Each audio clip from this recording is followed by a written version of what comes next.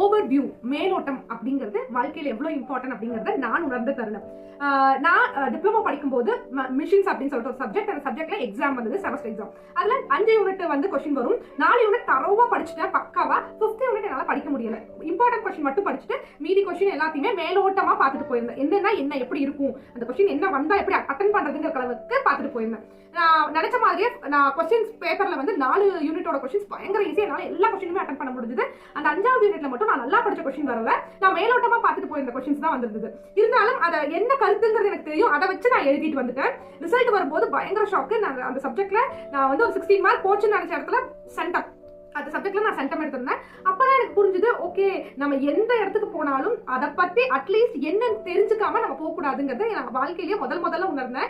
அப்பதான் அதுல இருந்து நான் எங்க டிராவல் பண்ணாலும், எந்த விஷயத்துக்கு புது மீட்டிங் போனாலும், எங்க இடத்துக்கு போனாலும் அப்படின்னா என்ன, எதுக்காக போறோம், எந்த இடத்துக்கு போறோம் என்னங்கிறதையாவது பார்த்துட்டு போவேன்.